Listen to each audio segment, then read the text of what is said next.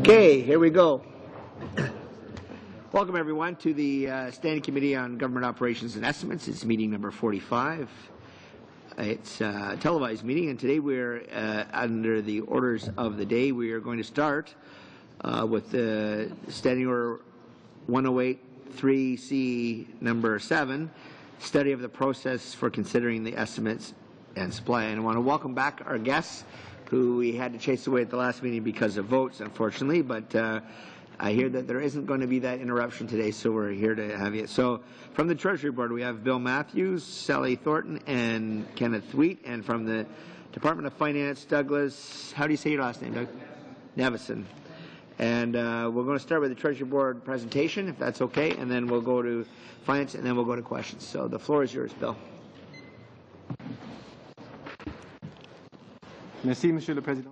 Thank you, Mr. Chairman. It's a pleasure for us to be here today. As you've already mentioned, I have some colleagues with me. With great interest. The witnesses you have lined up have been quite impressive in terms of their background, and you will have noted, I'm sure, that you've got quite a variety of opinions in terms of how you should proceed. That likely confirms what you already knew when you started this study, which is this is complex material. So it's no great surprise that you're getting a range of views. My read of the testimony so far is the only issue that you have not got conflicting testimony on is the issue of whether there should be studies of tax expenditures or not, and not all witnesses have weighed in on that front. Our intent today is to take you through a fairly quick presentation that highlights some of the themes that you have been hearing about so far with great regularity. I don't feel it's our place to advise you on what to do as parliamentarians. I do feel it's important that you understand the consequences of some of the choices you have and what they would mean in terms of the supply process. So that's my intent, if you flip to slide 2, is to take you through some of the themes that we would like to comment on today. First being the alignment of budget and estimates. Second is the cash and accrual issue, which has been around for quite some time. The third issue is around what Parliament should vote on, program activity or the current structure of capital operating and G's and C's.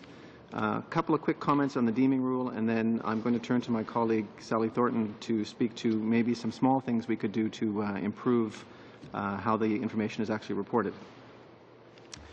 On slide 3, Mr. Chair, we've got a distinction between the budget and the estimates, and the issue here is not whether they should be linked or not.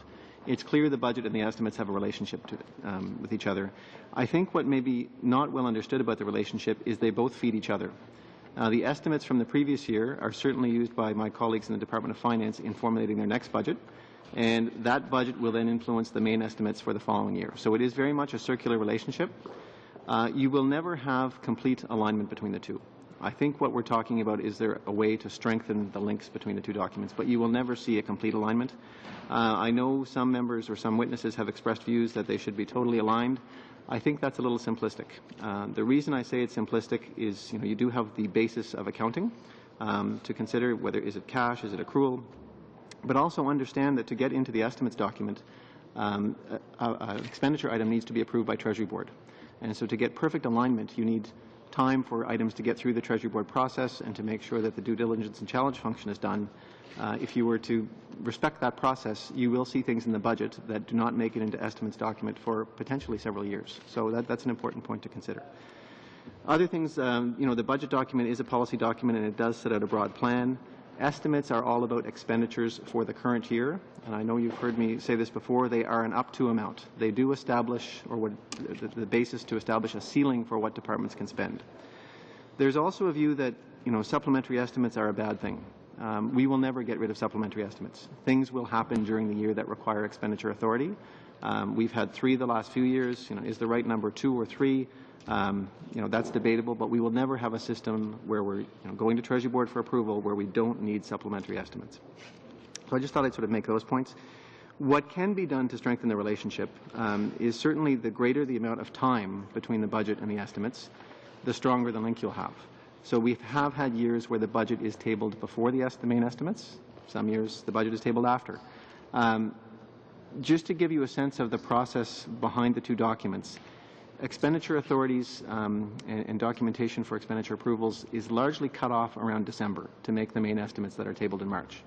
So if you were looking for alignment between the budget and main estimates, just remember that Cutoff for expenditure items from our internal executive approvals, we're kind of looking at December.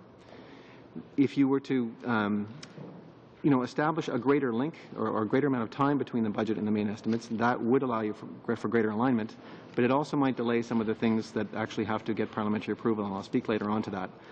But you could have a process, just to touch on it now, where estimates are shown up, main estimates are presented in the fall. That would give you greater alignment between the mains and the budget, absolutely.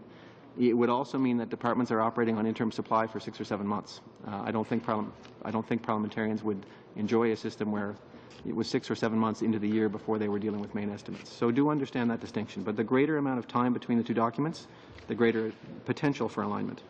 And there's certainly some things we can do to maybe strengthen the links between the two. Slide 4, in terms of, I've already touched on most of this, changing the actual timing, it would allow for some additional items to be reflected, but not all. As I mentioned, if you think about events like H1N1 or the earthquake in Haiti, where there's actually urgencies where we have expenditure approvals required, you're always going to see the need for supplementary estimates. And do remember that the budget is an accrual document. Main estimates and the estimates document are cash basis, so you will always see a difference between the two numbers. What might be helpful is a way to do a crosswalk between those two numbers so people at least understand the differences. Slide 5, just to touch on cash and accrual for a few minutes. It is overly simplistic to say we have a purely cash system. Our appropriations are modified cash basis, but you do need to understand the context and the other documents that are used in our system. So the budget is full accrual, and the financial statements of the Government of Canada, which link back to the budget, are full accrual. Estimates and appropriations we have on a modified cash basis, and there is reporting in public accounts, volume 2, on the same basis of accounting. So I'm not aware of any system in the private sector or in the public sector that doesn't need both types of information. The question for us today really is, what is the right basis for appropriations? No one here is saying accrual accounting is a bad idea. I think it's actually critical for the budget. Independent accounting standard setters have said accrual accounting is absolutely critical for financial statements. There is no such pronouncement on appropriations. So I think we've got some flexibility there. So if you turn to slide 6, understand that if we were to change the basis of appropriations from cash to accrual, it does represent a significant change. It's a change in legislation, it's a change in systems, it's a major change in how departments work. 2 points to impact there. Such a change would require several years to implement. This is not a change that could be made overnight. And there would also be cost to this. Do understand that the systems and our controls are currently built around ensuring that departments do not exceed their cash appropriations. If we were to redo the system to make the control on a different basis, there's time required, and there's also some dollars required. Slide 7, I would like to highlight for you the experience of some other countries. Some of this I've spoken on before, but some is new. The Australian government, as you know, were the leaders to go to accrual appropriations, and they have since switched back to go to a net cash basis. And you've heard information on this in the past. It's the Netherlands experience that I would like to highlight for you. The Netherlands experience is one that they did a study of other countries, but they're the only country that I know of that took a focus around what appropriations mean for parliamentarians. And so it's a bit of a unique decision or assessment they put on things. Couple of things, complexity and transparency. Their conclusions are from a parliamentary perspective. Cash results in more transparency, less complexity, and the two of those are clearly linked. From an accountability perspective, when they looked at other countries, definitely acknowledgement that cash works in terms of monitoring expenditures. If you're dealing with something more complex than that, that would encompass, the assets of the government and its liabilities, clearly accrual is a more appropriate model. And that's why we have accrual accounting for both the budget and the government's financial statements. But I just thought I would highlight the work of the Netherlands in that case, because they did look at experience of other countries, but very much with a view towards the view of the parliamentarians. Slide 8, we should spend a few minutes on. This is the basis for appropriations, and this is really what comes down to how Parliament controls votes. And when you see the word vote, that means that a department needs Parliament's authority to actually move money between votes. If you think about the current structure we have, which most departments have an operating and maintenance vote, they have a capital vote, and they have a G&C vote, grants and contributions. Some of our smaller departments have a program vote, which is all of those things rolled into one vote. Currently, we have 135 organizations that get appropriations. There's 191 votes for those 135 organizations. So if you think about how you might change that structure, the number of votes is important. The more votes you have, the more cumbersome the system becomes in terms of letting departments actually manage. So there's a balance in there somewhere. There has been some discussion at this committee about changing to a program basis for votes. And I'd just like to maybe spend a few minutes on what that might mean. All departments have programs and activities. Those are rolled up into a high level called strategic outcomes. So if we went to a strategic outcome basis for votes, you'd be dealing with just under 300 votes. We currently have 298 strategic outcomes. So that's an increase in the number of votes. Again, more complexity. It's an option.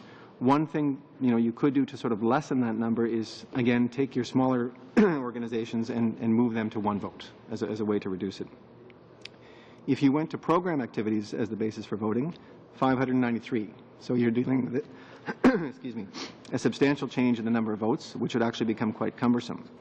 I've heard some witnesses say move to programs, over 2,000 programs. So if you can imagine combing through votes, 2,000 different votes, it becomes, I would say, overly burdensome. So do keep in mind, if you're contemplating a change to a program structure vote, the number of votes becomes important because it does become cumbersome to manage if you go over those.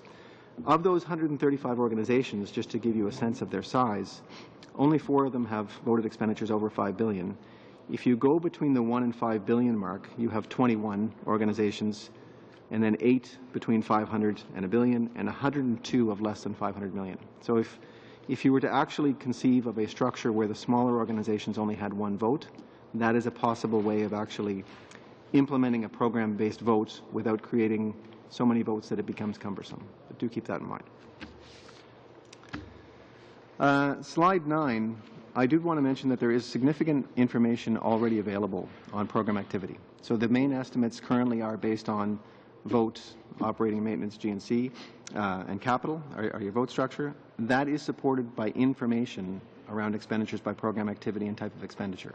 So there is a way to provide information to parliamentarians about which programs the money relates to without actually changing the vote structure. So that is also an option, is to strengthen the information around programs. The estimates part 3, which is our RPPs and departmental performance reports, they have additional information as well. So one thing maybe the committee might want to consider is there a way to strengthen the provision of program-based information underneath the current structure? What I will say about the current structure of having votes that are operating, capital, and G&C is it's easy to actually understand them. Everyone has the same vote structure. If you move to a program-based vote, you have to understand the programs of each department to actually understand the vote. So one benefit of the current system is the comparability between departments. You can look at national defense and understand why they have a bigger capital vote than maybe HRSDC. So that is one thing to consider. Programs are very much unique by department.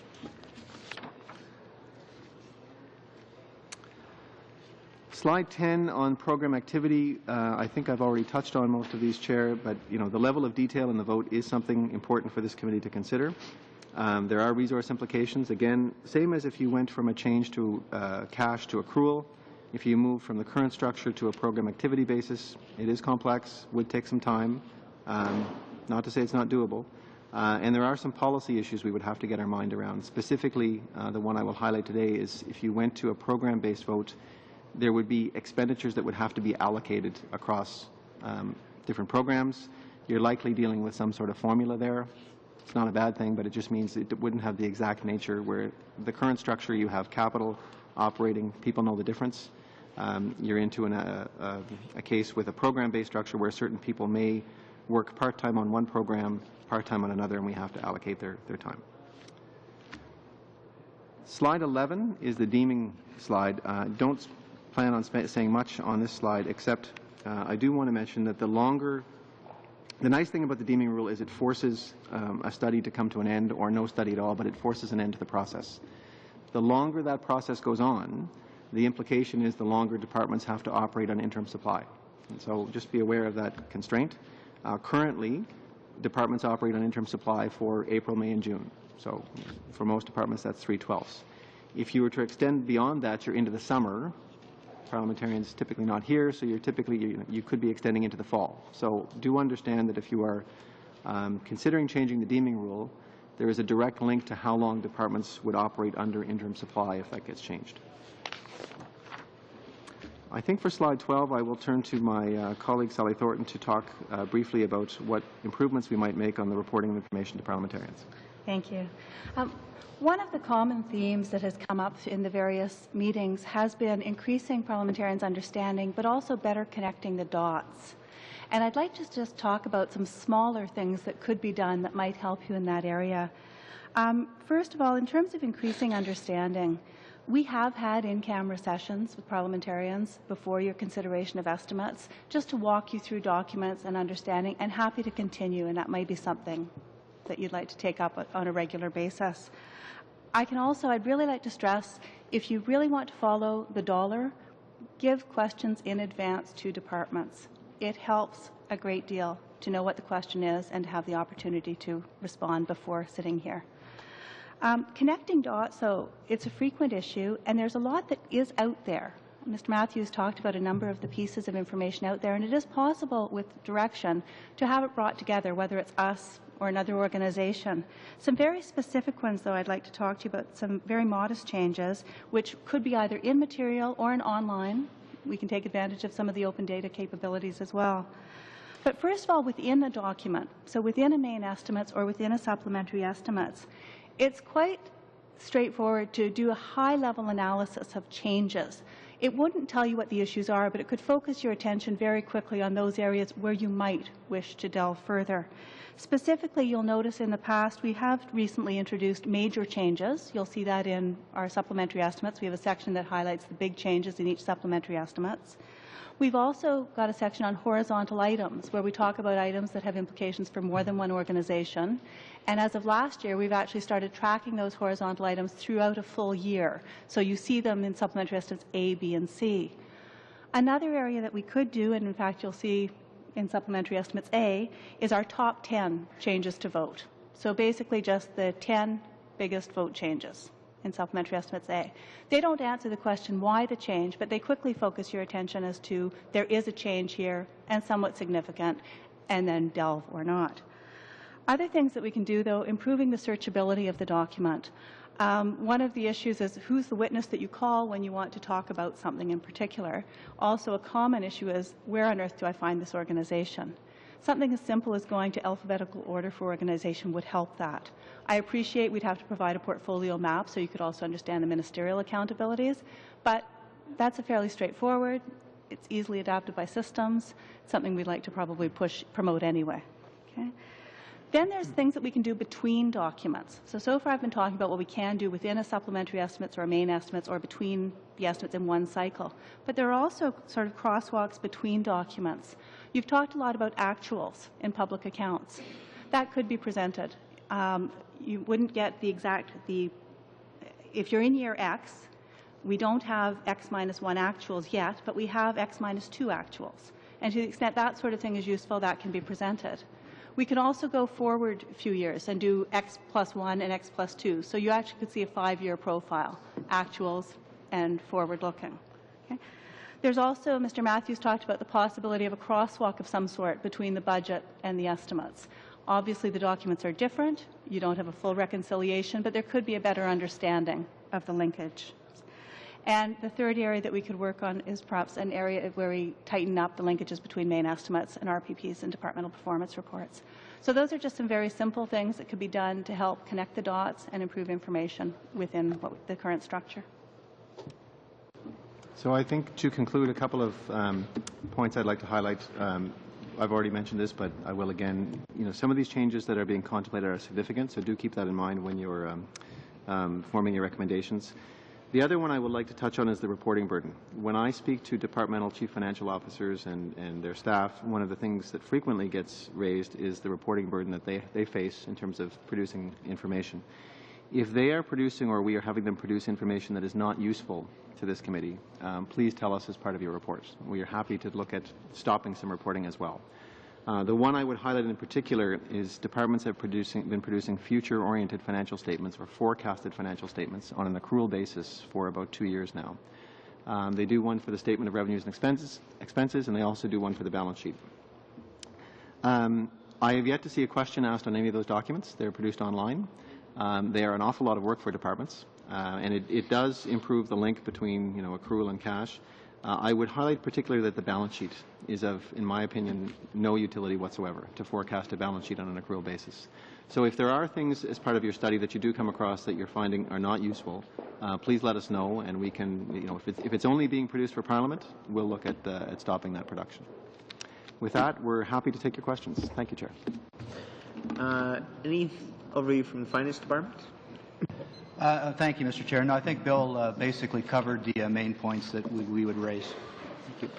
Okay, thank you. We'll go to questions now. And just before we get started, we're going to have a discussion next Wednesday, this Wednesday coming, about what we want in the report and so on. But I know you prefaced the beginning that you didn't want to tell us what to do, but if you do have suggestions based on a report that you get, including reports that you're not sure of the usefulness, because, to be frank with you, Bill, I haven't even looked at one of those reports in 2 years, and I'm one of the ones who tends to look at that kind of stuff, so it'd be interesting to see. But our first is from the NDP, Monsieur Blanchette. Merci, Monsieur le Président. Thank you, Mr. Chairman, and thank you for our guests. As I was listening to you, I had the impression that it will be hard for us to capture this portray, this picture you've presented us with, and it will be hard to change. However, the current system does not seem to meet the needs of MPs who cannot seem to understand the process, and in fact we are the ones who are supposed to review them. So this is my question to you. How is it that projections or the estimates and the budget itself are so difficult to reconcile over a shorter period of time and easier to reconcile over a longer period of time? Why is this? Is this because it gives you more time to cut corners, for instance? So why can't you, why is it harder to produce two documents closer together?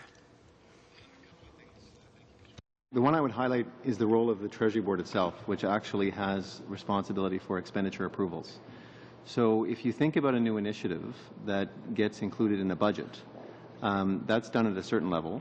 Before that spending can actually be achieved by a department, it needs to actually go to a Cabinet Committee, Treasury Board, and get approved with details on the expenditure plan. So that kind of work would include setting forth, if you're thinking about a new program, the performance metrics, the evaluation plan, some detail on how they might spend the money. And there's a challenge function there. If it's a brand new program, it can often be a year or two from the time it's in a budget before it's actually ready for money to be spent. So what you actually see is a timing difference between the budget and the estimates. Ça, je peux comprendre ça, que des fois, on... Yes, I do understand that sometimes a program is created quickly, sometimes it's sketched out on a napkin, public servants are not ready, but the announcement is made, so I have to throw something together quickly. I understand that. But for all of the usual expenditures, which represent the majority of government expenditures, how is it that it is difficult to quickly reconcile the two documents? These are all things that are known. The amounts can change depending on what the government wishes to spend or not. Where there could be some improvements made in terms of building a crosswalk between the main estimates and the budget, because there is clearly a link between the numbers.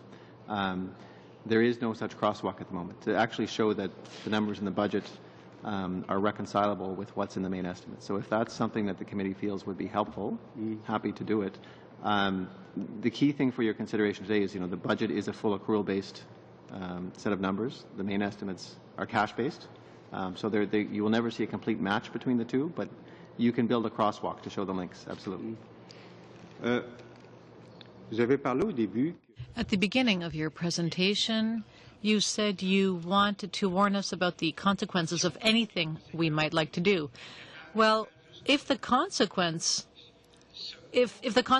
would include bridging the gap between the two documents and to quickly come up with the estimates. What other estimates consequences rather would there be?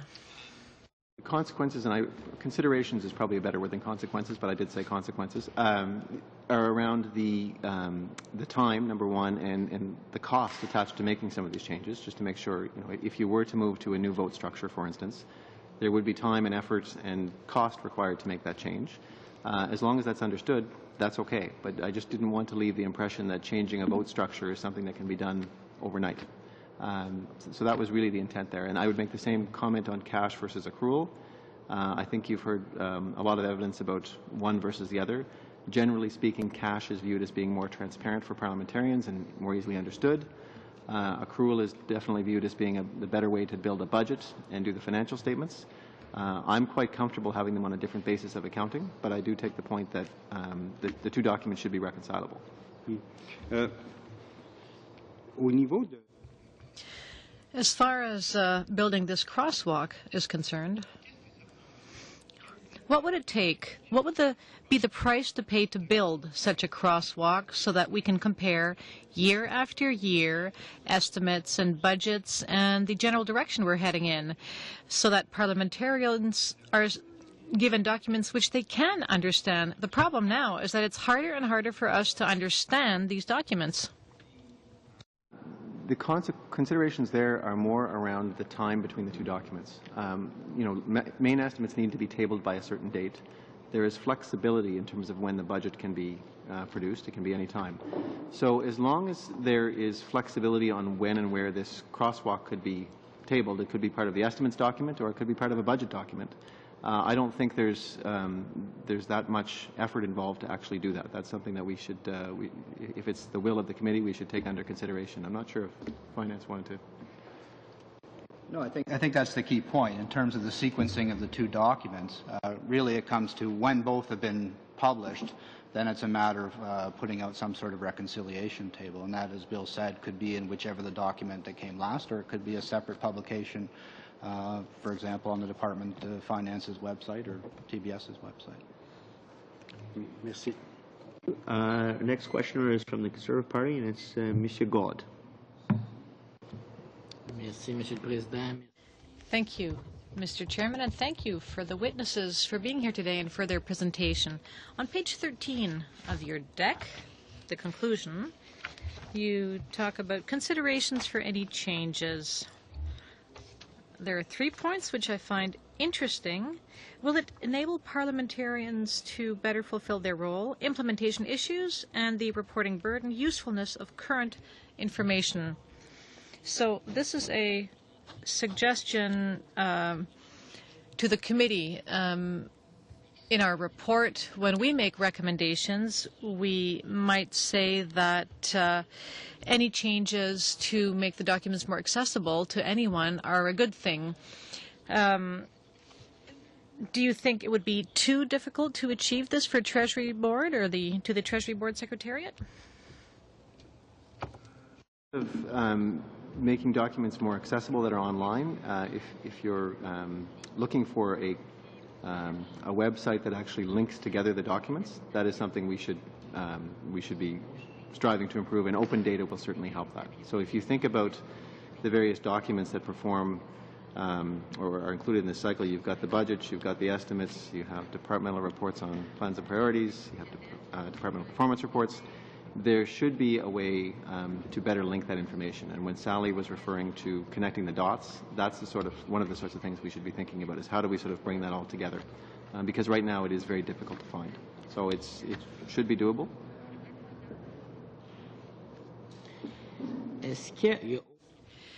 Is there anyone else outside of members of Parliament who have questions on the budget? Do you have the general public once in a while asking you questions about the entire process? Thank you, Mr. Chair. Yes, we give a number of presentations to the public that tries to explain the budget cycle itself and how that links up with the estimates process. So it is not just parliamentarians who have questions about how to reconcile the two.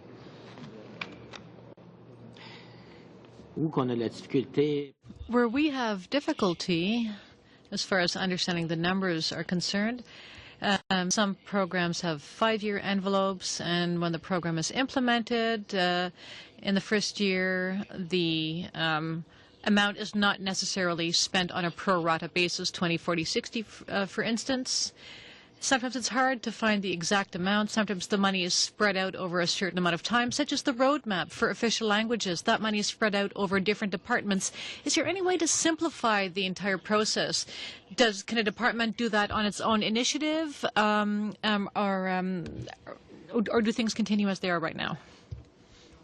If you're thinking about the content of reports on plans and priorities and DPRs, departmental performance reports, there is guidance given to departments in terms of what to include in there. One of the things, and Sally has already mentioned this, is we've added horizontal items into the estimates document. So if you do see a large horizontal theme, we've tried to include it in the estimates so it's easier to follow. But at the end of the day, departments are free to put in their RPPs and DPRs what they feel is relevant. There is guidance issued by the Treasury Board Secretariat, though, in terms of contents. If I may, Mr. Chair, just to add, certainly in terms of the budget document, in terms of new budget measures, at the back of every theme or chapter, there will be a table that provides the funding profile over the first few years. But that's only for new measures that have received source of funds in the budget itself. But that for new policy measures, that's one source of information in terms of the profile of a particular policy. À la page 8, On page 8, appropriations basis for votes, 191 votes, 298 strategic outcomes, 593 programs. Some witnesses have said we should study each program individually, but when you look at these numbers, my God, it would be very fastidious to do that.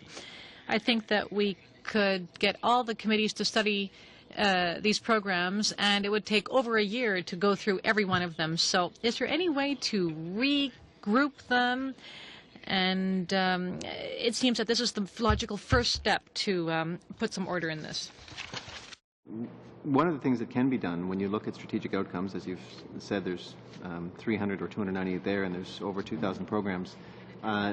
When you look at the departmental documentation report on plans and priorities, you'll see the dollar value attached to these. So, not all of them are the same size. So I think the committee could make great progress by studying the larger strategic outcomes. And if there's need to delve, and by studying a strategic outcome, you can then study the programs that are underneath it.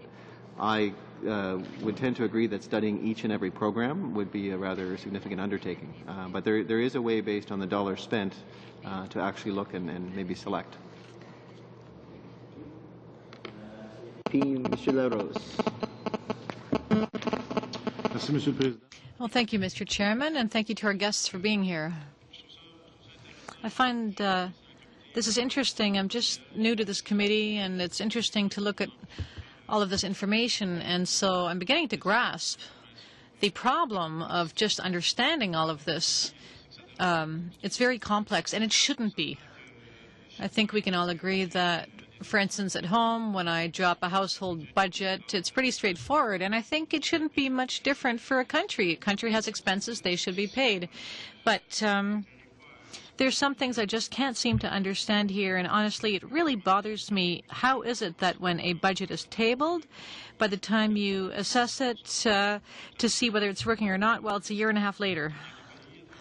In some countries throughout the world, it's interesting that some of these countries have asked themselves whether there's a better way of doing things, and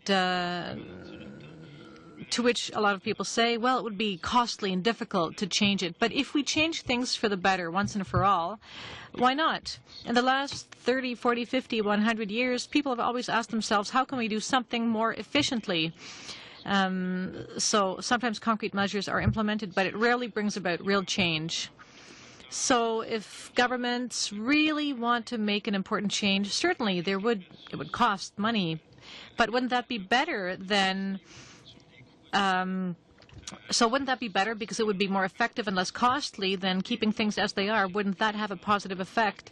If other countries have managed to do so, and if they manage to table good and transparent budgets, I don't see how that would be a problem. So what resources would be needed to bring about real change. Has there been a study on that, or does this issue come up once in a while and then shunt it aside because it would simply make things more complex and people are afraid to just go ahead with it? In terms of the resources required, it really would depend on what changes are being contemplated, and we've mentioned a few here. To actually do a better job of connecting the various documents and simplifying the documents, not much at all. To build a crosswalk, not much at all. If you were thinking about changing a vote structure, that's more of a time requirement, and yes, there would be some resources involved.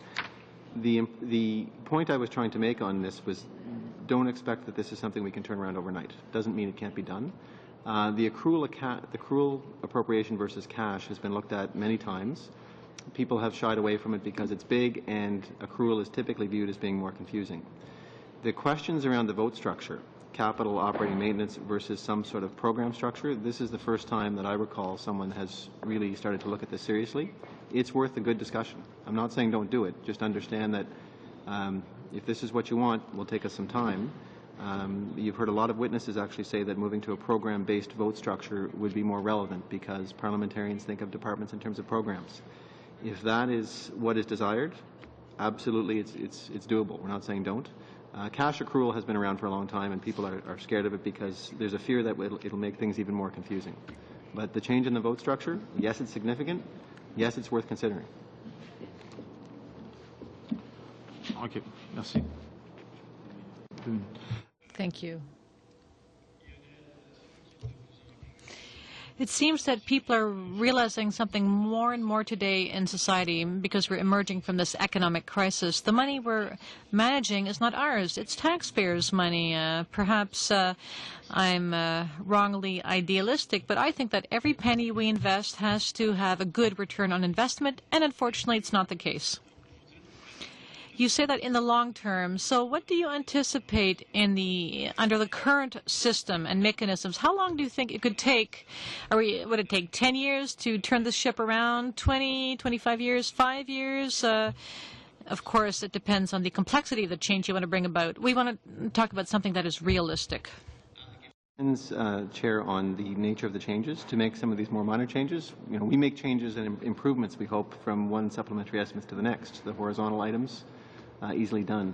If you're thinking about a change from accrual or cash to accrual appropriations, you're probably looking close to 7 years. If you're thinking about a change on the vote structure, probably 3 to 5 years.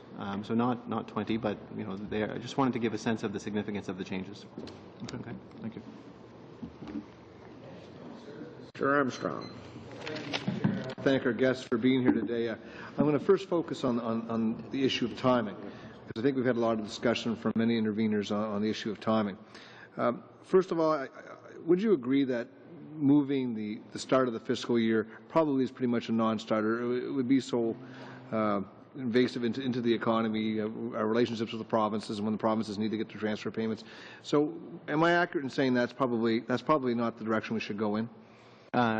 The issue around the fiscal year, from my perspective, Chair, changing the fiscal year does absolutely no good whatsoever, and it may actually cause other people some stress. But the issue here is the link between the budget and the estimates, in my opinion, is not impacted by the fiscal year. So that's the issue we have. I'm not sure if Finance had anything to add. I think from our perspective, you go way back in history, and the fiscal year started at the end of June, July, and it was changed to April, May. I mean, there are cycles to these things, but again, coming to the question of timing between budget and estimates, I don't think it makes a material difference. Right, and taking that at face value, if we were trying to release the main estimates at the first of the fiscal year, and we wanted them to be reflective of what was in the budget, when do you think, because we've had several people make several suggestions of when the budget would have to come down in order to accomplish that. I guess it's more finance would have to answer this question. How much time would you need to make to bring down the budget in order for the estimates to be produced and released on the start of the fiscal year? Well, I think as Bill said, even if you had perfect sequencing, there's no guarantee that a spending decision and budget will show up in the estimates. Some take a couple of years to get through because of the due diligence process that needs to be considered before it's approved.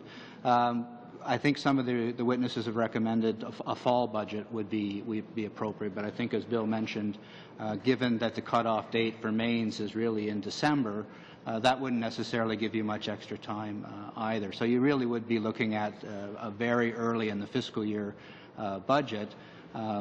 Doable, but you would lose a lot of precision in terms of your economic and fiscal forecast. As Bill mentioned, I mean, one of the key aspects of the budget is it's the government's 5-year economic plan.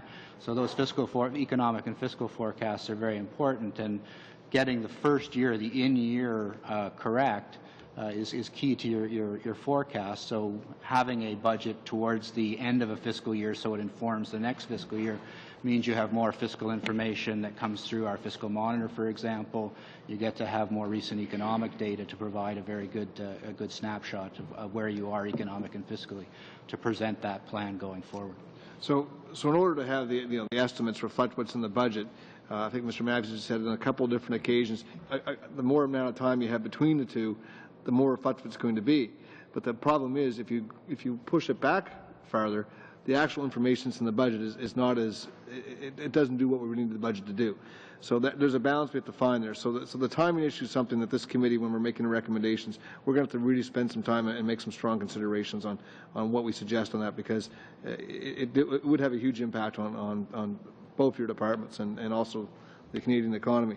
I'm going to move on to the issue of statutory and discretionary spending. One of the problems we have is when we do receive information, it's kind of all rolled into one, and we get these huge, thick documents. Do you think it would be very possible to eliminate statutory spending, unless there was changes in the statutory spending because of the budget, and produce documents that we could actually see more of the discretionary spending and focus on that? Would that be something we could do as parliamentarians to be more effective? Thanks, Terry. If you're speaking about from an estimates perspective, right. There's no reason, no need to include statutory information in the estimates documentation. The reason for doing so is statutory spending is roughly 2/3 of the government's total spending, give or take in a given year. So some people like to see that perspective. The other perspective, of course, is it just adds a bunch of material to the document that is not really relevant for the study. So if we were to exclude statutory, we would certainly shrink the documents. We do typically use supplementary estimates where we've got an update from finance on a forecasted statutory expenditure. We take that occasion to update the forecasted spending for the year. But as you say, there's no reason for it's not voted on by parliamentarians. Right. Whether it's useful to parliamentarians, that's up to you folks. How much time do I have? 12 seconds. Thank you very much for your time. Thank you. Our next is from the Liberal Party, Mr. McCallum. And thank you all for being here. I think, as you're hearing, one of our major preoccupations is the timing, aligning the timing of the budget and the estimates. Now, one of the issues related to that is that the President of the Treasury Board is now saying that he can't release information about the expenditure reductions in the last budget because it's against the rules of the House of Commons. Can you explain what rules it is against? Because I have not been able to figure that out. I think the comments made were around the process for notifying employees, which is governed by our collective agreements with employees. So the process that was articulated in the budget was that there would be discussion with the unions notified first, then employees, and then you would actually see some reporting. We, for example, in Budget 2005, we had each program in each department highlighted in the budget for expenditure reductions, and certainly there was no information there that revealed which individual employees might lose their jobs. So right.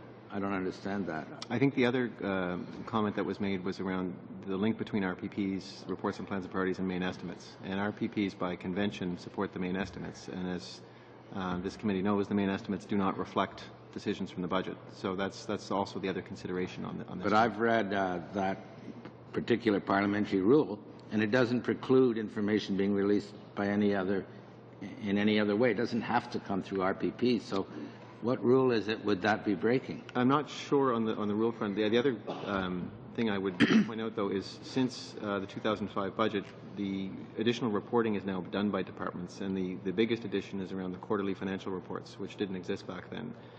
So, my own suggestion is if departments can take advantage of existing reporting mechanisms, once they've gone through the process of notifying unions, employees, etc., to share information. From my perspective, that's better to use existing tools than to do ad hoc reports. It's easier to manage. Okay. I must say I'm feeling a little bit frustrated because some of our witnesses said that Canada was a bit of an outlier.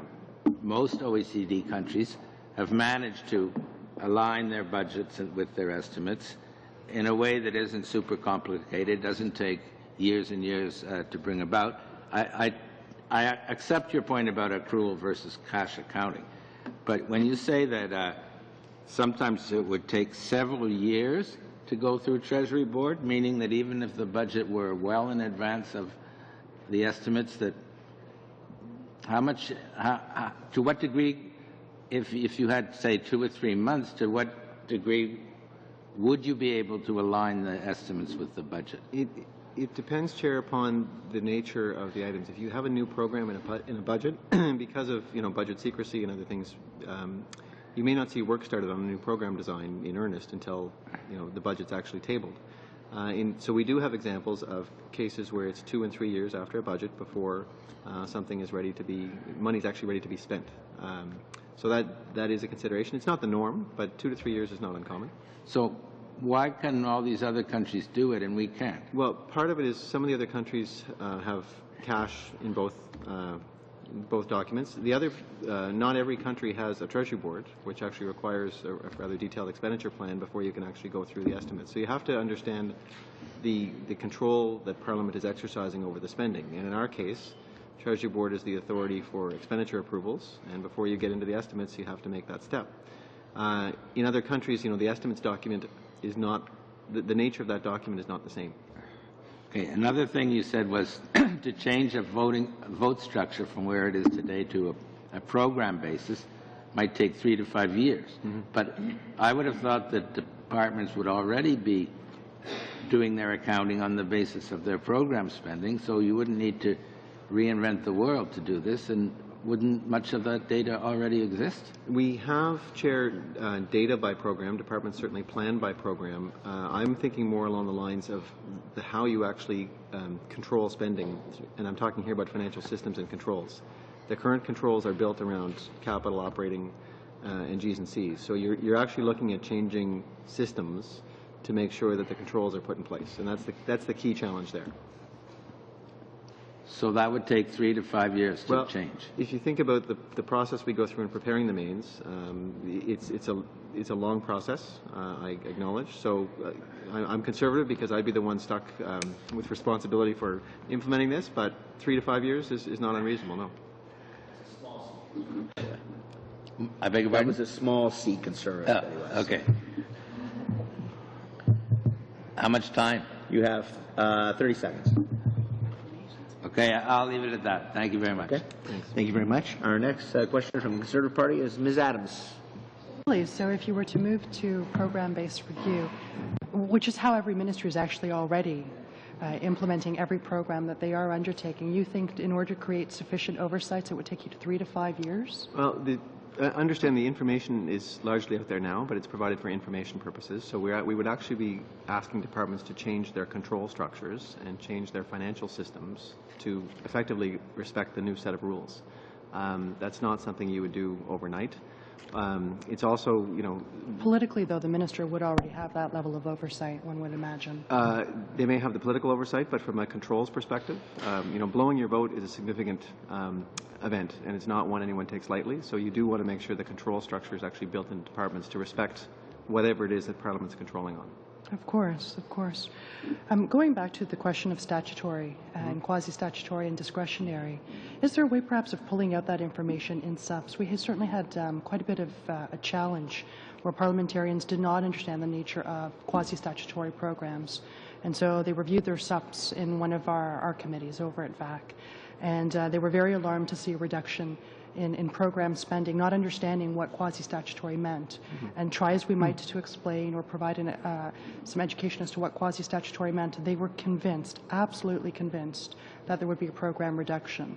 And no matter how much we explain to them, look, it's quasi-statutory, and that means that if there are people that need this program, the money will be spent. We simply go back and we update our forecast. These are the numbers that our best folks in our department are projecting. These are the number of folks that we think will actually need to use this type of service. And so that's why we've come up with this forecast. If at any point that number is incorrect, we need to go and request a top-up, that will be requested. Is there a way of highlighting that so that people can feel reassured, so we still have the parliamentary scrutiny of expenditures, but that we're not having these inane debates where people simply don't understand what's being presented to them? Thanks. That's an interesting question. The quasi-stats present a challenge, and we can probably do a better job of describing programs, because from a parliamentarian's perspective, there's statutory, which means no vote necessary, and there's voted. Quasi-stat is a voted where there's little discretion involved. If someone qualifies for a benefit, they get it, but the department still has to go through the step of getting Department of Finance and Treasury Board authorities and get their estimates topped up. So we can likely do a better job in the descriptions of the programs of highlighting what is considered a quasi-stat and what is not. So I'm all for the debate, and I'm all for the parliamentary oversight. It's just an enormous waste of time, though, to be arguing that the sky, in fact, is blue when we can all clearly see it's blue. Now, moving forward, where would you guide us and offer your best counsel on where we could be reducing red tape?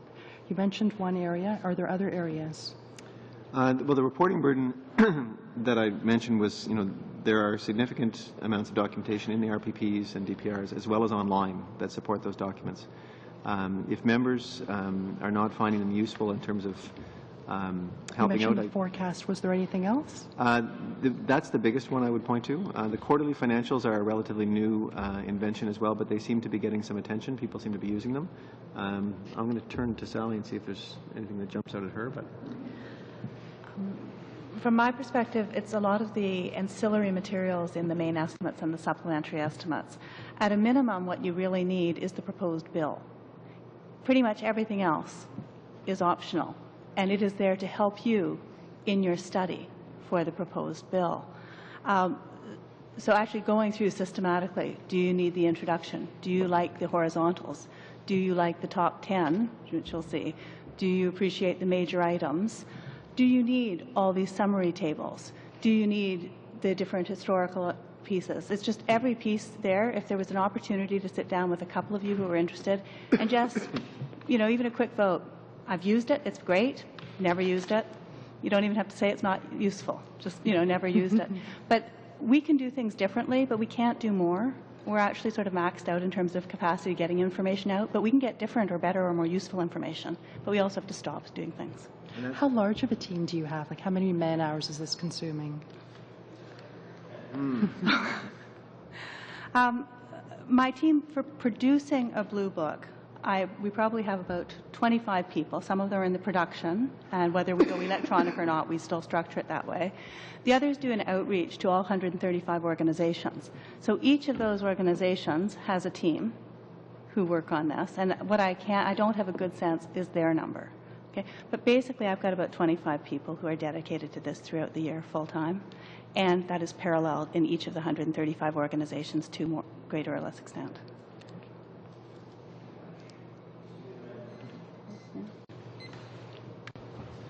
Merci bien, ça fait plaisir d'être de retour au comité. Thank you. It's a pleasure to be back on the committee.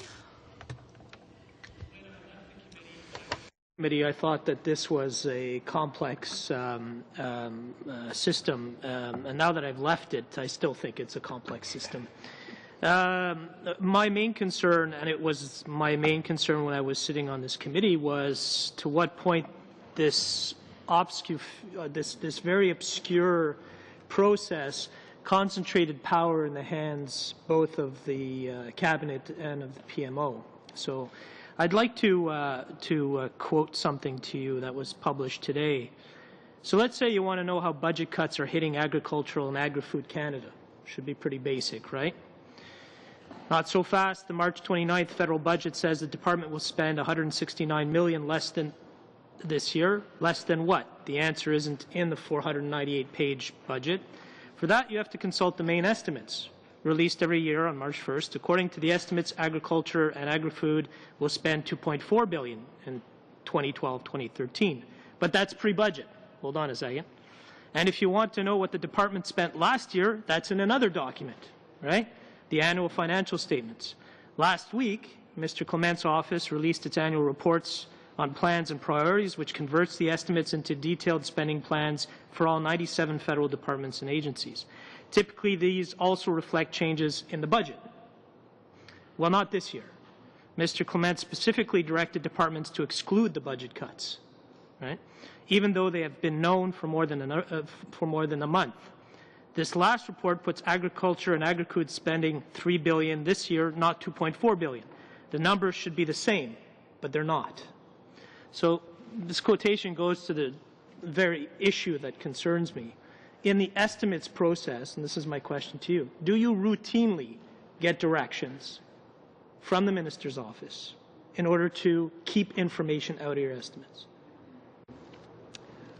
Thank you for the question. The process around, and you said estimates.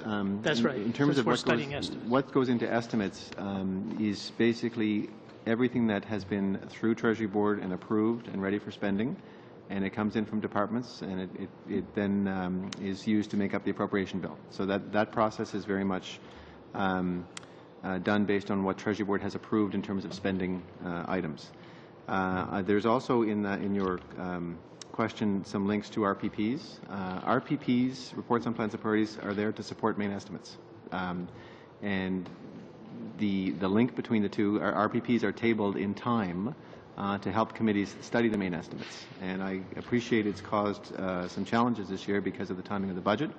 That's, I think, what this committee is studying. Is there ways to fix that? But RPPs, by convention, were invented to help support the study of the main estimates. But all this information depends on one principle, and that's transparency. That is that all information that we need, financial information, should be included both in the estimates and in the RPPs. And when you're looking at estimates, the Appropriation Act is an up to amount. It does sort of set the ceiling. Sally referred to earlier, is there a way we can better connect the dots? One of the ways that was mentioned was publishing previous year's actuals to give a sense of what the spending has been in the past against the current year forecast or current year RPPs. That's a great idea. Easy to do. I'll move on to my next question. As included in the 2010-2011 report from Treasury Board, the Secretariat is part of government's initiative for open government, making government more available to all Canadians and thus allowing all Canadians to better understand the activities in government. So my question for you is this. When it comes to votes, what are you going to do to make sure that government is more open? Do you have a plan, and are you aware of this initiative?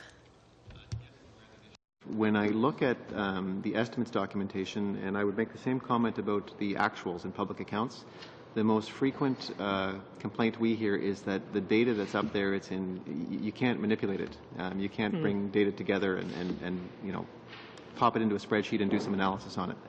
And we have some fairly sophisticated users who are trying to look for trends in spending and trends in plans. So if there's one thing we could do to actually improve people's use of the data, it would be to put it in a format where they can actually pull data together and then drop it into a spreadsheet to let them do some real analysis. That would be the easiest thing to do. Is this something which you will do? All the data we produce right now to assess what can be made open, yes. Do you have any time left? Okay, well, maybe get on again. Thank you. Okay, thank you.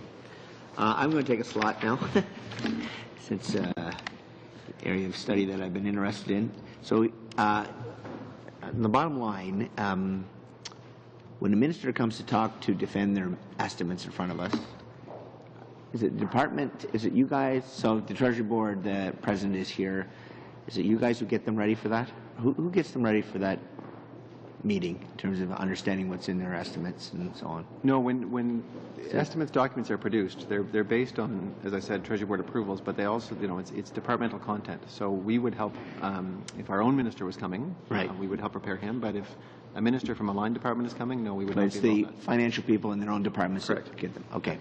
My question is this, I've been here 6 years, looking at estimates, and when the ministers come in front of us, it's often the opposition are political about it. I'm assuming if we were on the other side of the table, it would be exactly the same. And then we are asking more questions from the estimates or there's other questions of the minister that the minister may know the answer to. My view, after looking at this, is that we would be better off having the minister here, not for estimates, not for the actual blue books, but for the plans and priority document, and maybe the performance documents at the end that review that. Because very few members of Parliament look at those documents, in my estimation. Obviously, I can't speak for all of them. And I don't recall a minister ever getting a question out of a report on plans and priorities, other than maybe from me. And so just to clarify for me, if we left the estimates alone, the system, we may change the system a bit, but if we left it alone, and when we're talking about programs, are we not better off as members of Parliament to be questioning the minister and the staff on the programs, on the RPPs and the performance reports, because programs are more highly highlighted in those documents that already exist without having to reinvent the wheel? How do you feel about that? I mean, there is information in the main estimates on programs, but you're absolutely correct. In the report on plans and priorities and the follow-up departmental performance report, there is more time given to actual plans and achievements with respect to programs. So if you wanted a good discussion about the future of certain programs or the past performance, they are fantastic documents to use for that discussion. The estimates are all about, what's the upper ceiling for spending this fiscal year. And in the main estimates, it sets the initial bar, and then you add to it through supplementary estimates. So it's not a great vehicle for that discussion.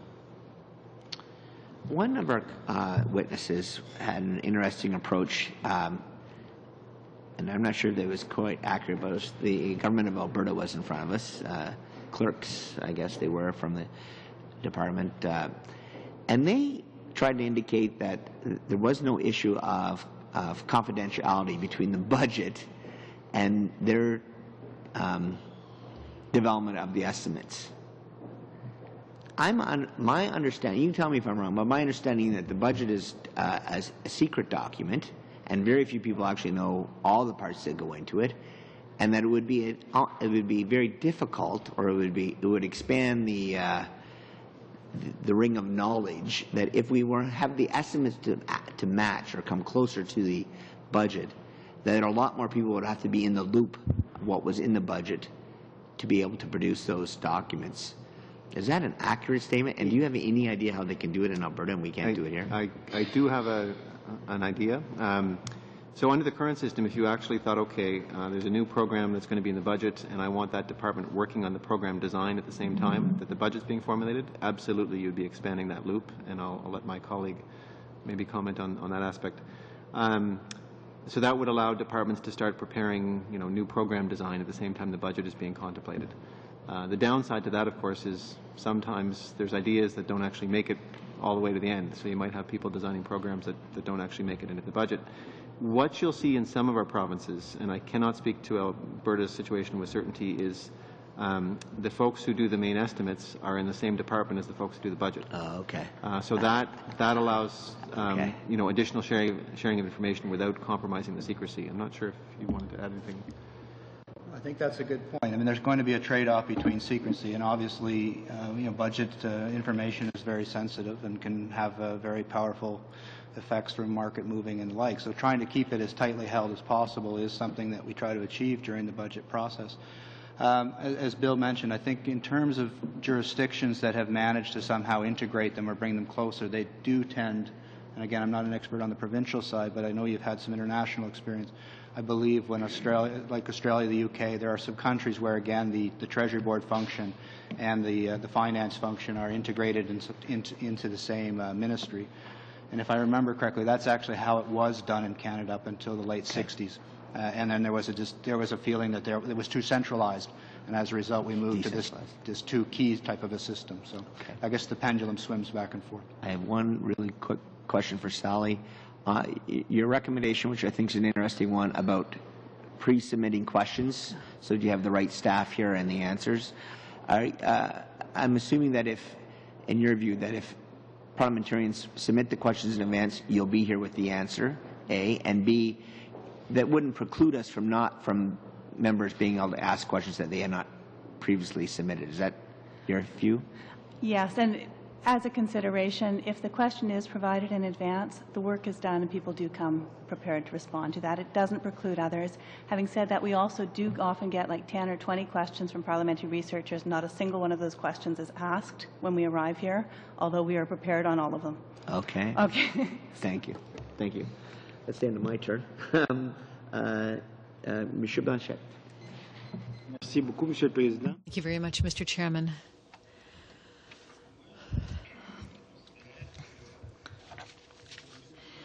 In my view, the documents which are produced, which have been produced until now, are there because, well, they have a certain value. Now, I don't think that we should eliminate them just because they have lost of their value. However, I'm just wondering how we can re-inject their initial value. Normally, the Department of Finance and the Secretary of the Treasury Board have to be on the same wavelength, and they have to use the same numbers. Normally, you should agree from the very outset of the process, and then things unfold.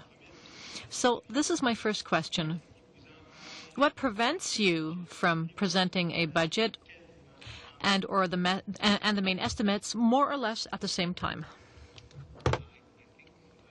It's around the budget's a very high-level policy document where estimates, it's not about what's in the estimates document itself. It's about what has to happen behind the scenes for an expenditure item to be included in an Appropriation Act, and it means a well-designed plan. Where you have programs that are been ongoing, they were there for a number of years, the numbers in the budget are absolutely lined up with the numbers in the estimates. That makes perfect sense. One's cash, one's accrual. But don't discount the behind-the-scenes work required to get expenditure approvals for a new program, and that's the key thing. I will tell you when Treasury Board is doing its work, and there's a proposal for spending that comes in, the first question is, was it covered by a budget? If the answer is no, it was not, it's a full stop. So that's kind of the first check. So budget is step one. But to actually properly design a new program and get expenditure authority, there's a lot of work required after the budget. So in my mind, it's not a disconnect, it's a timing difference. Budget is step one, estimates is further down the track, and is the last approval you need before you go in an Appropriation Act, before you start spending money. OK. Qu'est-ce qui fait que les... Now, the budget and the report on plans and priorities, they can't also be produced at the same time. Why not? Priorities was designed to support the study of the main estimates. So when you actually look at the main estimates, the theory behind the report on plans and priorities is it's a document by department that would help committees study, complete their study of the estimates. So it gives additional detail for each department to help in the study of the estimates. The report on plans and priorities was not designed to help assess the budget. The link for the RPP is the main estimate. But now there's a gap between the two, a large gap, and therefore the RPP doesn't do its job anymore. So I think we need to find a way to bring them out at the same time so that the RPP finds its initial value again. And this brings me to another issue. I would like to know from you, given that these are very big numbers, is there any way for you to suggest to parliamentarians a way to read meaning into those numbers? Do you have techniques, databases, or additional information which would help us, apart from the estimates and the RPP, to provide us with additional information so that we can, in fact, connect the dots, as my colleague said, better understand the horizontal programs or transfers between departments. So is there anything which allows you to better navigate this information, and if so, can we have access to it? What I would suggest to you that parliamentarians look at, and it's all public already, but it's, I think, up to us to better group these documents together, If I was studying a department's estimates, main estimates, I would certainly look at the main estimates for the previous year and look at what the change is. That's a public information. What is not well linked is what did the department actually spend the previous year. So that, again, public, but we could do a better job of linking it in. And depending upon at what point you are during the year, because there's nothing to say that this committee cannot study departmental plans and estimates at any point during the year, the quarterly financials are a useful tool to look at what the department has actually spent so far this year and how that compares to previous years. That gives you a really good sense of what's changed, because the whole question in my mind is what's changed since the previous year. In supplementary estimates, you'll get new items. They stand out. When you look at mains, you can look at the previous year's main estimates, look at the previous year's actuals, or sorry, previous 2 years' actuals. And then, depending on what point you are during the fiscal year, you can look to the quarterly financial statements for a given department and say, okay, what's going on with this department? How has it changed since the previous year? That's all public already. What is not easy is finding a spot where you can see it all at once, and that's what we have to figure out. Sorry, my colleague would like to add something. Oh. And if I may, you know the big binders we come equipped with for main estimates, and they're about that thick. About 2-3 years ago, committees asked us if we could share that information. There was a significant change made to main estimates where we did departmental highlight sections, so you now have the information that had been in those main estimates. So, you know, if you see information out there that is available, you see us using, and you would like it in another form, please let us know. We have made those changes in the past. Yeah. Okay. Next from the Conservatives, Mr. Braid. Thank you. Thank you, Mr. Chair. Thank you, and welcome back to the witnesses. Thank you for being here this afternoon. This notion of reviewing and approving based on a reorientation of a view of programs, one of the reasons that I think, admittedly, I'm drawn to that is that I think one potential byproduct of a reorientation of review by programs is that there'll be a greater result or a greater focus on results, greater focus by federal government employees, by departments, by members of Parliament, and by Canadians. Any thoughts or comments on that? A couple of quick comments. Thank you for the question, Chair. There is all sorts of information out there on programs now. So there's nothing to prevent parliamentarians from reviewing departments by programs, and you could leave the vote structure the way it is, or you could change it. But the focus of the study could be by programs right now. Nothing would have to change on that front.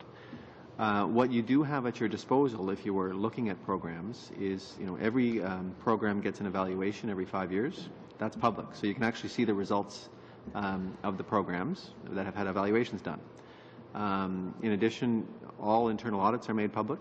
So if there's an internal audit that is related to a specific program, that's public as well. So you have those two additional sources on top of your reports and plans and priorities, which are very much designed around the program, as well as the departmental performance report. So you've got quite a suite of information available to you. There's nothing that would stop the committee from taking a program view right now on its study. And then the separate question is, what does Parliament vote on? It could be program, or you could just simply change the focus of your studies. Very good. I think in an earlier response, you suggested that one of the things that we could consider at this committee is a focus on strategic outcomes. Mm-hmm. Could you just elaborate on what you meant by that? It had caught our attention that many witnesses had mentioned the notion of changing the vote structure to programs and program activities. And if you looked on slides 8, it had the number of programs that were actually laid out, and 593 program activities, over 2,000 programs. That struck me as a rather large number, too big to study. So the idea of strategic outcome is it's a higher level grouping of programs. The committee could then pick and choose which strategic outcomes were of interest and delve down into programs as needed. But it struck me that using as a starting point 2,000 programs was a rather heavy load. Great, thank you. You've indicated that the whole budget process within government, the preparation of estimates, is rather labor and resource intensive. You have a group of employees that's 25 large or more, and then you reach out to the various organizations, I think 135. Is there any mechanism within government or between that liaising between the Treasury Board Secretariat and the various organizations? Is there any mechanism to get suggestions from federal government employees on how to improve this process? And what is it, and what have you heard? Answer first, if I may, Chair, but Sally may have some additional comments. The way we reach out to departments is largely through the network of chief financial officers and their team. So I meet with chief financial officers frequently, and they give us suggestions. As I mentioned, the frequent theme is around reporting burden. You know, why have you added these reports? And the one I hear the most frequently about is the one I mentioned, the future-oriented one. Sally, when she's preparing the estimates, and her team they have a network of departmental folks as well, and maybe I'll let her speak to what happens at that group. We do hear a great deal, actually, from all 135 about things we could improve. Most tangibly, it is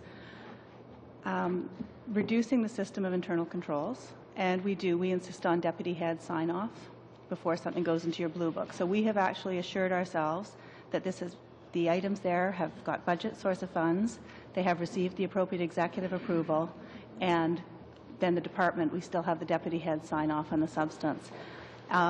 They've asked us if we could streamline that somehow, and we are looking at various options for data extraction. Right now it's largely done manually. Okay, several times. It's done manually at the department, our call letter out, in the department manually, comes back to us manually again. We're in the process of changing that system. So that should be a big one that will have an impact within TBS, not so much on my colleagues in the departments. We are looking at ways that we could possibly streamline the mechanics, but not really the sign-offs, because we do need that level of accountability. There have been some real questions about, for organizations that don't change from year to year, that are basically FTEs, why do they have to keep coming in? Could we explore almost doing the exact same thing from year to year where there are no changes? So they wouldn't have to input, but it would still come to Parliament. Not a multi-year appropriation, but just no new paperwork. Okay, so you know that there have been no changes. We frequently get questions as to supplementary estimates. Do we need 3? Okay. A is important only for those fortunate few who have something in the budget that's well enough developed to actually get in to supplementary estimates A. B is the big one. That's where you see the significant changes over the year. C, absolutely critical for somebody who's got something urgent, but perhaps we could address it differently. So, you know, some pushback. There were some very good reasons in a growing economy to have 3, less so as we're reducing. But it's also optional for organizations. They do not have to come in for supplementary estimates unless they require them. Okay?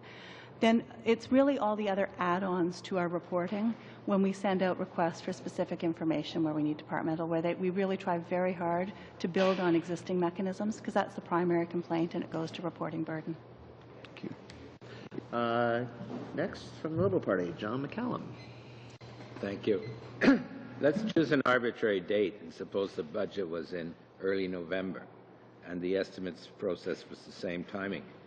In terms of our desire to align, how much would we achieve by doing so? Other than the cash accrual issue, 50%, 80%, 40%? Because I understand there's a cost. If you do it in early November, you may be less accurate in predicting the upcoming fiscal year. So what's the cost-benefit ratio there? The answer depends on what's in the budget. So if you were to think about a budget that had a brand new program, in that scenario, it would not make it into the estimates. If you had items in the budget that topped up existing programs, so we had a program that currently is $5 million a year, we're going to make it $7 million, that sort of thing absolutely would get in. But a new program in that time frame, no. But what about expenditure reductions? Well, again, estimates are up to amounts, right? So we don't use estimates in appropriation acts to communicate reductions. So they would only come into play where a department was asking for money, new money, and there had been a reduction put in place. So estimates are all about an up to amount. It's a ceiling. Did you have something? Sorry. Just in terms of the cost benefit, I think another consideration to bring into play is the consultation process that happens before the budget, particularly the work that's done by the Standing Finance Committee. Currently, that's between October and December. If you were to have a budget, as you said, in early November, that process would probably have to report to Parliament by September meaning that consultations would happen over the summer. So that's another consideration in terms of the cost benefit. Thank you. I'd like to now mention the G8 Legacy Fund and the controversy over a border infrastructure fund being used for totally different purposes. And I know it wasn't illegal, but I don't think it's in the spirit of parliamentary oversight. So I guess my question is whether there might be some way for such redirections of funds to be made public or to be announced to Parliament, to Canadians, as opposed to just happen without us hearing about it. So that gets down to the... And would moving to programs have any implications for that question? I mean, so that would depend on, if the money involved was from two different programs, it absolutely would have implications. If you move to a program vote, which I mentioned, it has its challenges in terms of how many programs there are. From my perspective, if you think about the GHG20, we've changed some processes internally to make sure we better describe in the estimates documents, so we don't bump into those again. And it was a one-off. Doesn't happen often, but it happened. So we've made some changes internally. I'm not sure if Sally wanted to talk about. Well, you say it's a one-off. Didn't something similar happen with the Green Infrastructure Fund, where the money was devoted to No, the green infrastructure. The green infrastructure one is a bit of a different story. When you actually check main estimates to main estimates, you'll see there's reductions. And when a department brings in its main estimates and we start the year fresh, you're not moving money from one fund to another. So that's a bit of a different story. If you look at the change from one mains to the next, you can see the change. Okay. All right. I was listening to the conversation a few minutes ago when you were saying that information already exists on expenditure by program, and we could review departments that way if we wish to, and you said that would not cause any problem. But if we continue to vote the way we vote today, right, there would be no additional work for you. So when you talk about an additional 3 to 5 years of work, I understand that this is only if we change the way we vote, not if we change the way we study programs. Is that right? Correct. The 3 to 5 years I was referring to was if the change was made to the actual vote structure. In my mind, there's lots of information out there now on programs that would not prevent a committee from studying on a program basis. But I was actually referring to if Parliament decides to change the basis for the vote, that then requires some time. Okay.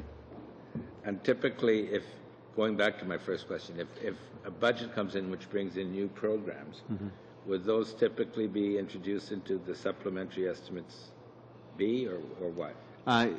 It depends. The supplementary estimates B is your most common, but some programs have taken a couple of years to design. Okay. Thank you. Our next question from the Conservative Party is Ms. Block. Thank you very much, Mr. Chair, and I want to thank you for joining us today. I always do appreciate your presentations, and I know it was way back at the beginning of this Parliament that we received a very thorough orientation on the whole estimates process from you, and so it's good to be finishing up this study with you. We've heard from many witnesses, and as you rightly have noted in your concluding remarks, we've been provided with a wide range of opinions and options on multiple issues, and some in complete conflict with one another. And so I think what a study like this does is allow us to really examine all of those options, but also to test some of the assumptions that maybe we're making. And one of our earlier witnesses, Mr. Stillborn, stated that a major contributor to the dissatisfaction experienced by MPs was that the discussions are heavily dominated by focusing on unexamined assumptions. And so I think what this allows us to do is examine those assumptions.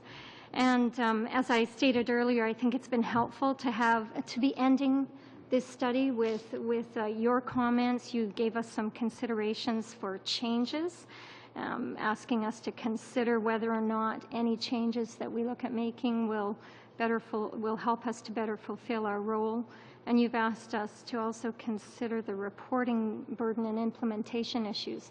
So I guess what I want to do is turn to, one of the things that I've become aware of is the need to ensure that all committees, all parliamentarians understand the estimates process, like those of us who have had the opportunity to sit on this committee have come to understand. And so I want to focus a little bit on training, perhaps where you might advise us on what kind of training could be provided to parliamentarians.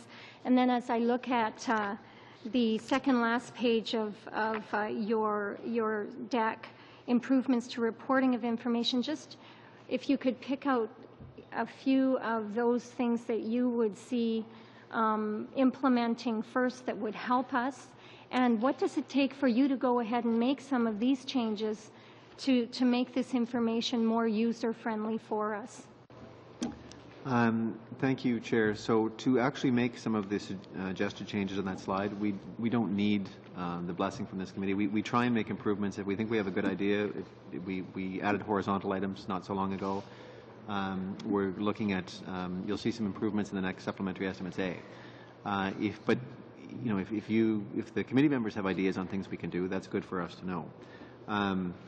In the next main estimates, you will likely see some additional changes as well. In terms of training, I think the offer has been made before that we are happy to have sessions with new members, either of committee or more broadly Parliament.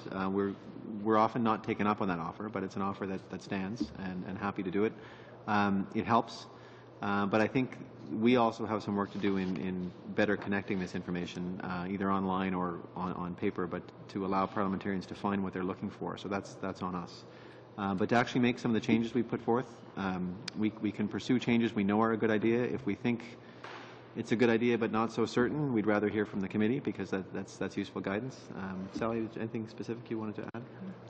Would very much appreciate on any of those if you think they're very useful, because some of these could be done as early as your next main estimates. Okay, so we're set for our supply cycle for this year, but when it comes to connecting the dots, perhaps doing alphabetical, actually we're very likely to recommend we go alphabetical anyway, just because parliamentarians may get it, but the rest of Canadians don't. So we are really looking at some of these for the next main estimates, if possible. Okay. Any more? 1 minute. You got 1 minute. Okay. I guess all I would say is that we've heard that we actually do have probably all of the information we need, and I know that my colleague across the way, spoke to certain information in one place, other information in another, and so. I think being able to connect the dots, being able to align information so that we can get a really good idea of the plans and priorities document, as well as the performance reviews, having all of that flow in a way that we can see from beginning to end what's happening within a department, certainly in terms of the budgeting or the programming of a department would be very helpful. But I'm just wondering if there's anything else you would like to comment on.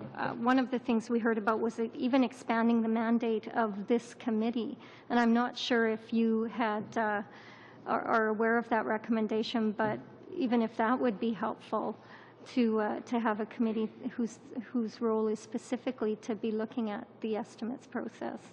I was aware of that recommendation, and I thought there was a good discussion around the pros and cons of that, because if you dedicate a committee to the estimates, you don't have maybe the specific knowledge of a certain department in the room, but you certainly get more airtime for your estimates. So it's pros and cons. I'm not going to suggest to Parliament how they should organize themselves. We have observed that when you deal with estimates, they're planning numbers.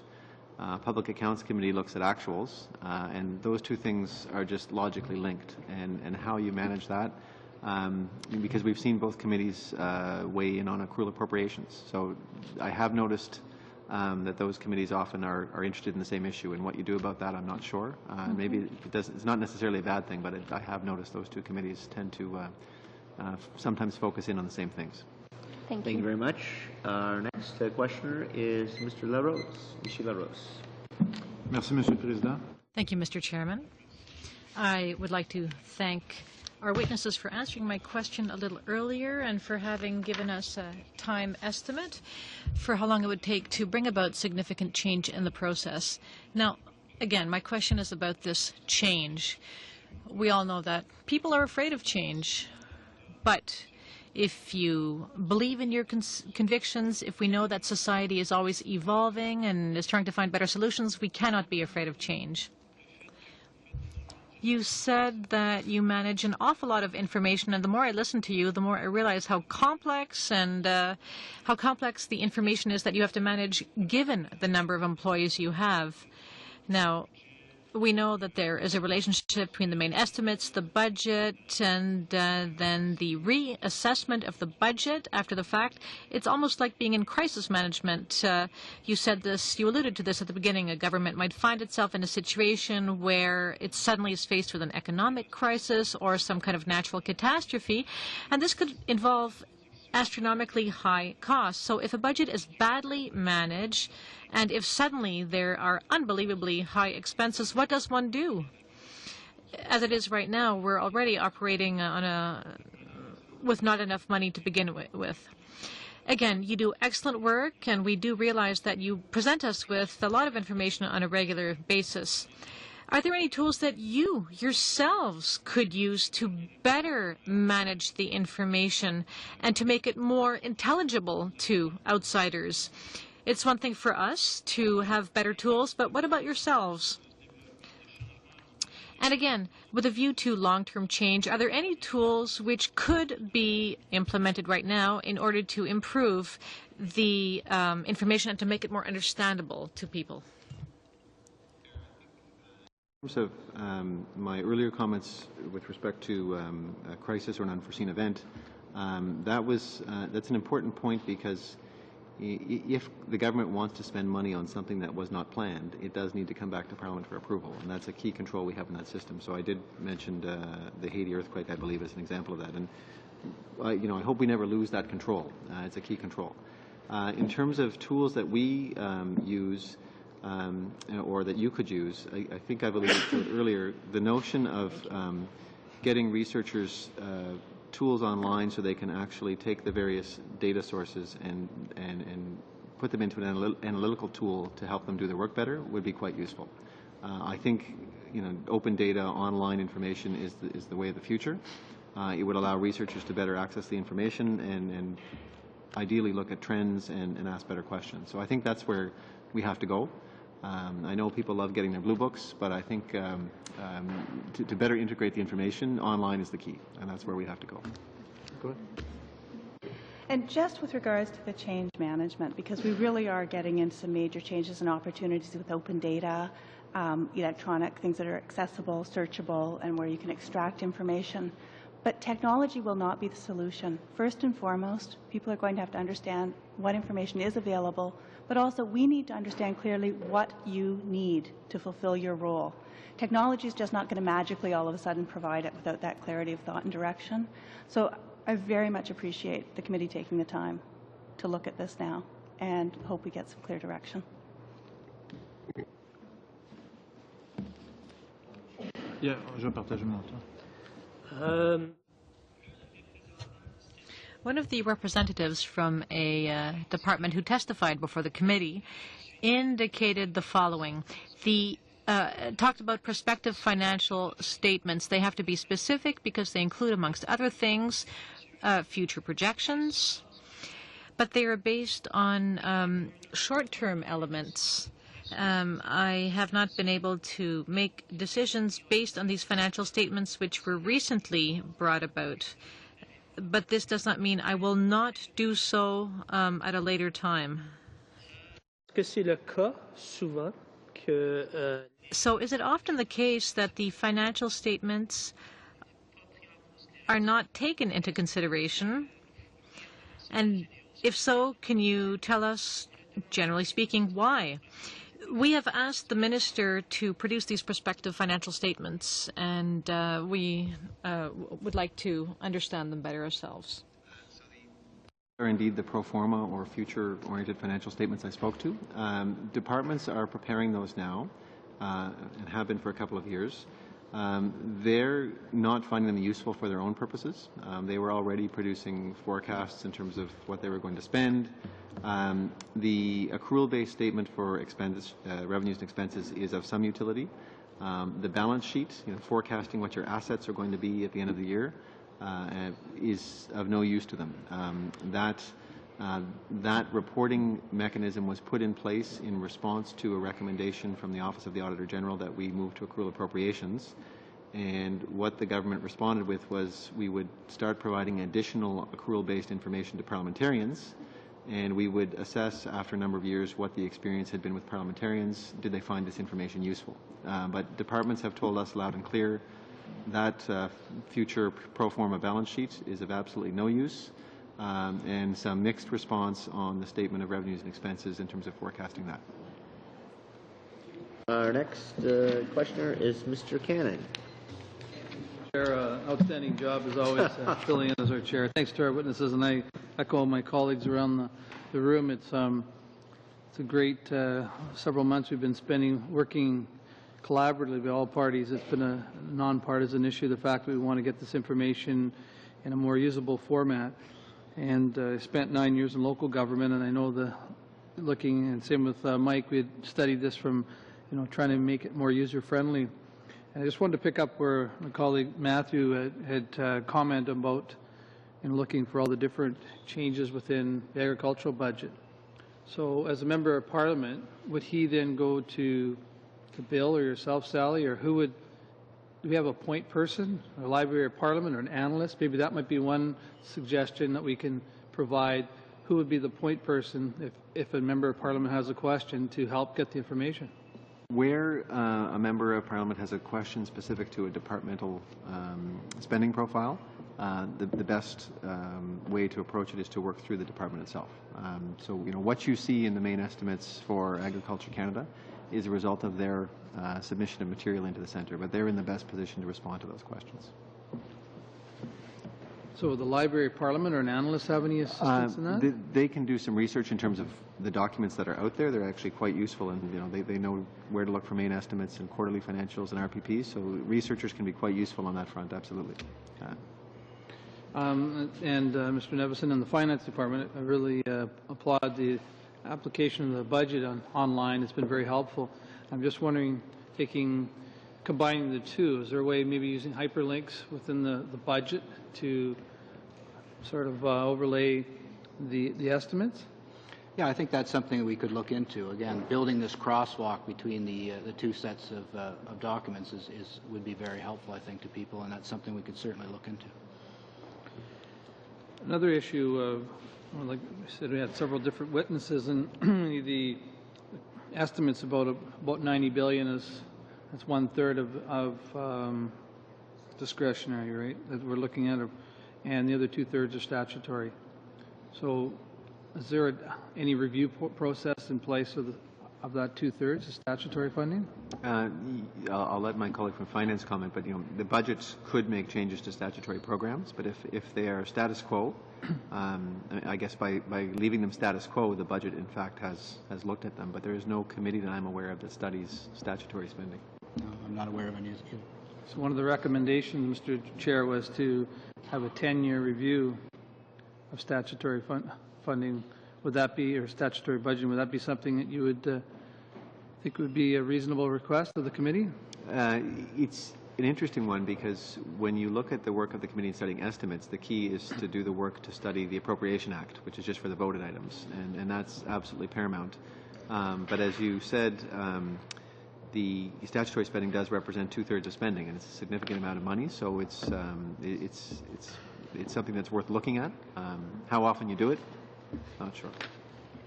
That'd be something maybe you might be able to, Finance could give us some guidance? No, I think that's exactly the right point. If the committee thought that was worthwhile, then it's worth considering. I mean, we just did the whole strategic review, the deficit reduction action plan, so they went through and looked at from an operational perspective. That in some way, I guess, is looking at overall budget, but there is nothing in place to go zero-based budget. Some corporations or municipalities, provinces have in the past have looked at zero-based. It's not something that government's ever looked at. Right, and I would distinguish between, the work of committees on strategic review and deficit reduction action plan, because that was an internal Right. Government exercise to identify savings. That's different than a committee actually studying the spending, and that's no one is, to my knowledge, no committee is studying statutory spending at the moment. Okay, so that's something we might want to definitely think about from in our recommendations. I guess the last perspective is trying to, as I believe, Sally, you mentioned technology isn't the panacea, because if you don't know the information is there. So I like the idea of an index. Is that something that you're looking at doing already, or is that something we should put on our recommendation list? To the extent there's consensus on specific recommendations, please put it forward. Things that we are looking for or towards right now are alphabetical, and that's just largely because of concerns that we've heard here, but also from Canadians. We're also looking at possibilities. I wouldn't call it analysis in that it's not information, but it highlights the major changes, both in terms of initiatives, vote changes, and the horizontals. But if there's something like that that helps you focus your attention sooner, please do let us know. And then in terms of crosswalks or links to others, to the extent you have a specific consensus on something, let us know. Or if you just would like us to explore it. Thank you very much. Appreciate all your work. For this segment of our orders of the day is Monsieur Blanchette. Monsieur le Président. Thank you, Mr. Chairman. When I began my work as a Member of Parliament, one thing which surprised me when I arrived here is that there were, in fact, 3 main estimates, not 1, not 2, but 3. Don't you think there's 1 too many in a fiscal year? Chair, as was mentioned, the main estimates, and then in the last few years we've had a supplementary estimates A, B, and C. If you went back further, you would have seen some years where there was only 2. So it's A and B if you only have 2. Sorry, I may have misunderstood the question, part 1, 2, and 3 of the estimate. So I'll just finish my thought on the supplementary estimates. That's largely a function of the urgency of departmental spending. If you're curious about the actual content in the main estimates themselves, parts 1, parts 2, and part 3, part 1 is the government overview, and that's of the main estimates, and that's actually quite useful in terms of setting context for what's in the main estimates document. You've got part 2, which is by department and is quite useful in looking at changes for the department itself, and then part 3 is the reports on plans and priorities and the departmental performance reports. So that's why we say there's 3 parts to the estimates, but I'm not clear if your question was on that part or the fact that we have supplementary estimates A, B, and C as well. So I'm not sure if I answered your question. Okay. Vous remercie beaucoup. Monsieur le Président. Thank you very much, Mr. Chairman. That's all I have in terms of questions, but now I would like to talk to a motion I would like to table, and I would like to read it to you.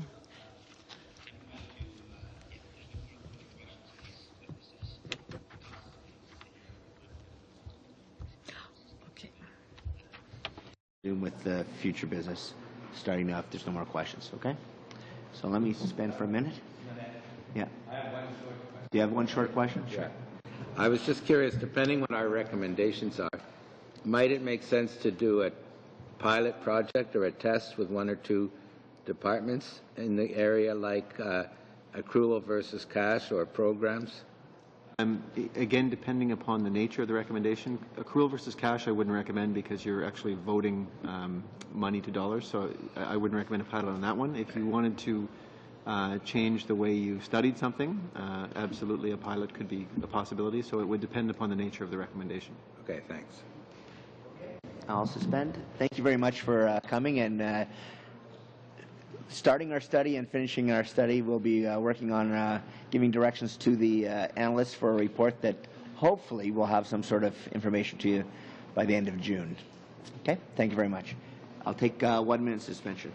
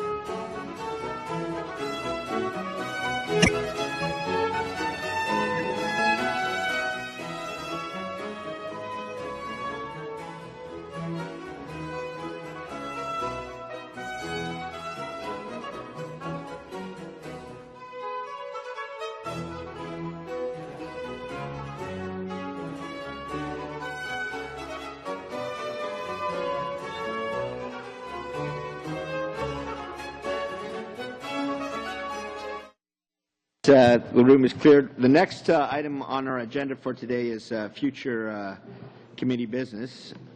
I'm going to, we normally do this in camera. I'd like us to move into camera for the future committee business.